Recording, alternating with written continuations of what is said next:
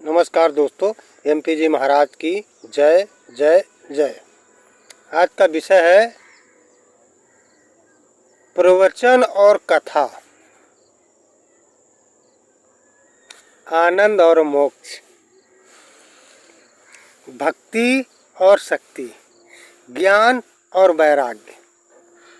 तो ये आज बहुत अच्छा सब्जेक्ट है कि भक्ति निष्काम होती है, निस्वार्थ होती है, परस्वार्थ होती है। भक्ति दिखाने की चीज़ नहीं है, भक्ति फैशन की चीज़ नहीं है। भक्ति हृदय से होती है और आनंदित होती है। आनंद और परमानंद, सुख और आनंद। सुख आनंद में बहुत अंतर है। सुख हमारे शारीरिक प्रक्रिया के लिए होता है। हमें अच्छा गद्दा हो, अच्छा बिस्तर हो, अच्छे कपड़े हों, अच्छा पैसा हो, अच्छी व्यवस्था हो, ये साधन, ये सुख होता है। और आनंद होता है हृदय से, जो हमारे दिमाग में चिंता नहीं है, किसी भी प्रकार की परेशानी नहीं है। हम अपने मस्तिष्क को संतुलन किए हुए हैं, हम अपने मस्तिष्क को निरोगी किए हुए हैं, हम अपने अंदर की ओर आनंदित रहते हैं और मुस्कुराते रहते हैं। ये हमारा आनंद आध्यात्मिक है और हमारे अंदर का आनंद है। सत्य हमारे अंदर है, चित्त हमारे अंदर है, आनंद हमारे अंदर है। इसी को सच्चिदानंद कहते हैं।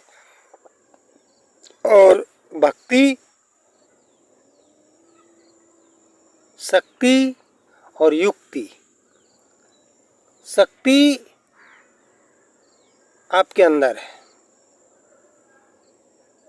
तभी आप चल सकते हो, तभी आप बोल सकते हो, तभी आप सुन सकते हो, तभी आप देख सकते हो, तभी आप किसी को पहचान सकते हो। तो ये शक्ति आपके अंदर है। इस शक्ति को जानना और उसका आनंद लेना, ये भक्ति है। पहचानना, दूसरों की तो हम अच्छे से पहचान कर लेते हैं, वो चाचा हैं, वो दादा हैं, वो बाबा हैं, वो फूफा है, वो नाना है, वो नानी है, वो जीजा है, वो साले हैं, पर हम अपनी पहचान नहीं कर पाते। जब हम अपनी पहचान कर लेंगे, वो अपनी पहचान होती है प्रवचन से, ज्ञान से। अब प्रवचन और कथा में अंतर है। कथा से आपको मुक्ति नहीं मिलेगी,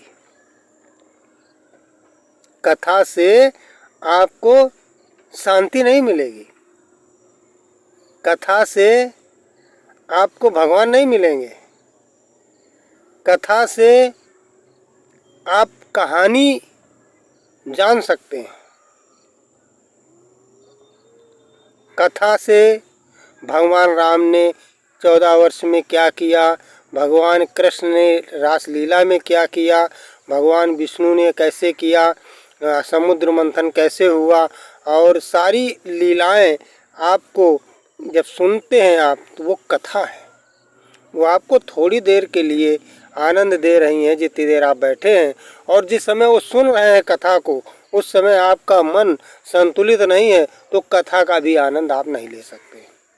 तो कथा एक शुरुआती दौर है, शुरुआती, और कथा के बाद में आता है प्रवचन।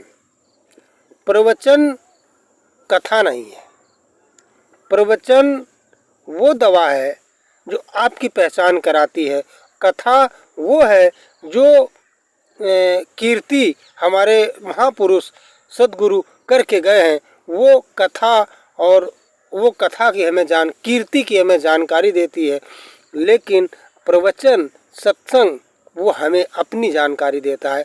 हु आर यू, तुम कौन हो और यहाँ क्यों आए हो, तुम्हारा यहाँ क्या काम है, तुमने यहाँ जन्म क्यों लिया है, तुम बड़े क्यों हो रहे हो, तुम बूढ़े क्यों हो रहे हो, तुमने विवाह क्यों किया, तुम बच्चे के लिए क्या कर सकते हो, ये समझना है। हु आर यू, तुम कौन हो। मैं दिनेश हूँ, मैं कहता हूँ दिनेश कुमार कानपुरी। या दिनेश कुमार कुशवाहा, तो ये तो हमारे शरीर का नाम हो गया। शरीर खत्म तब क्या नाम रहेगा?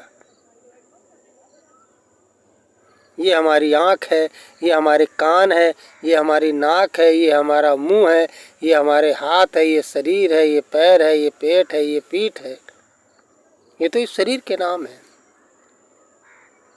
तो जो आत्मा का संबंध वो सत्संग से मिलता है। सत्संग कहेगा आपने लड्डू खाया, आपको मीठा लगा कि नहीं लगा? तो वो जो आनंद है, जो प्रवचन से आनंद आपको मिलेगा, सत्संग से आपको आनंद मिलेगा, उस सत्संग से आपके अंदर जो ऊर्जा आएगी, जो जिज्ञासा पैदा होगी, वो चेतना, वो ऊर्जा, वो व्यवस्था आपको अपनी पहचान कराएगी कि तुम्हारे अंदर कौन सी शक्ति है।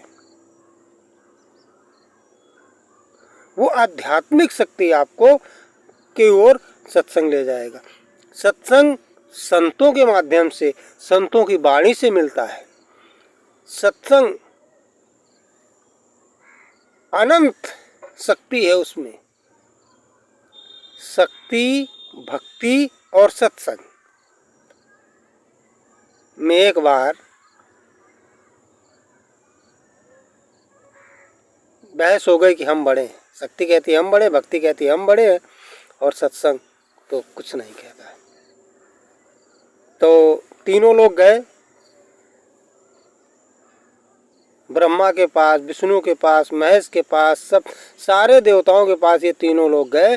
ब्रह्मा ने शंकर के पास भेज दिया, शंकर ने विष्णु के पास भेज दिया, विष्णु जी ने नारद जी के पास भेज दिया, नारद जी ने पृथ्वी के पास भेज दिया, पृथ्वी ने सीधे सोचा कि इनका निवारण हो नहीं पाएगा तो इनको शेषनाग के पास भेज दिया, तीनों को। और कहते हैं शेषनाग के सर पे पृथ्वी रखी हुई है, तो इन तीनों को शेषनाग के पास भेज दिया कि जाइए वहाँ समाधान आपका हो जाएगा, आप में कौन बड़े। तो पहले तो शक्ति को बुलाया गया, शक्ति और भक्ति और सत्संग तीनों लोग वहाँ पहुँच गए। तो शेषनाग जी ने पूछा कैसे आना हुआ, तो उन तीनों ने प्रणाम किया और कहा कि प्रभु हम आए हैं, ये शक्ति है और ये भक्ति है, ये सत्संग है, हम तीनों लोग आए, हम तीनों में श्रेष्ठ कौन है। तो उन्होंने कहा देखो हमारे ऊपर लोड बहुत लदा हुआ है, तुम आओ पहले और उसके बाद मेरा ये सर अपने ऊपर थोड़ी देर रख लो पृथ्वी को, और उसके बाद मैं फ्री हूँ तब हम निर्णय करें। तो पहले शक्ति गई, उसने फटाक से धरती को अपने सर पे रखा, वो दबी जा रही, उसने कहा छोड़ो छोड़ो जल्दी जल्दी रखो, हट गए, वो नहीं लोड सह पाई। भक्ति को ऊपर सर पे लोड जब रखा शेषनाग जी ने, तो भक्ति भी दब गई, वो भी हट गई किनारे। सत्संग से कहा भैया तुम यार रोक लो थोड़ा, तो बोला अच्छा ठीक है।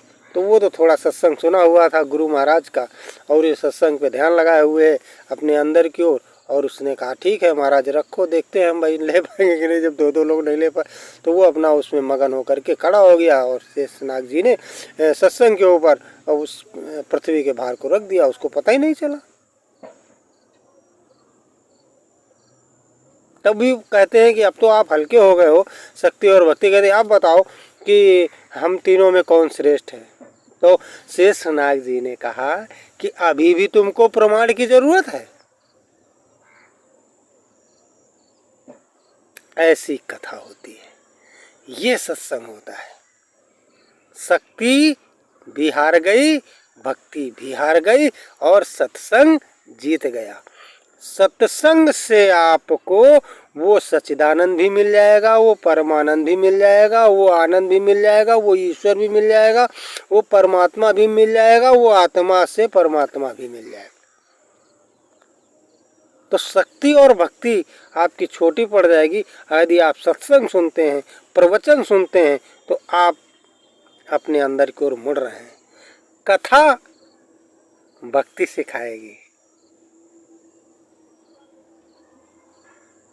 सत्संग भी भक्ति सिखाएगा, पर वो बाहरी शक्ति है भक्ति है, और सत्संग की अंदर की शक्ति है भक्ति है। तो दो प्रकार की भक्ति है। तुलसीदास ने 9 प्रकार की भक्ति कही है। प्रथम भगत संतन कर संगा, दूसर भगत कथा प्रसंगा। यानी भक्ति कथा को दूसरी भक्ति में श्रेणी में रखा। प्रथम भगत संतन कर संगा, यानी पहली व्यक्ति ही संत हो। अब संत भी कई प्रकार के हैं। इसका ये मतलब नहीं है कि हमने लाल पीले और सब तरह के वस्त्र धारण कर लिए, सब अपना श्रृंगार कर लिया और हम संत हो गए, ऐसा भी नहीं। संत की पहचान है उसकी वाणी और उसका ज्ञान। जब तक वो आपको ज्ञान मिलेगा नहीं, तब तक आपके अंदर शांति नहीं आ सकती, सुख परम आनंद नहीं आ सकता, सच्चिदानंद नहीं आ सकता। वो परम शक्ति ब्रह्म तत्व का दर्शन आप नहीं कर सकते। इसलिए सद्गुरु की शरण में जाइए और खोजिए, जहाँ मिल जाए वहाँ लग जाइए। ये मेरा कहना है। बोलिए MP जी महाराज की जय जय जय।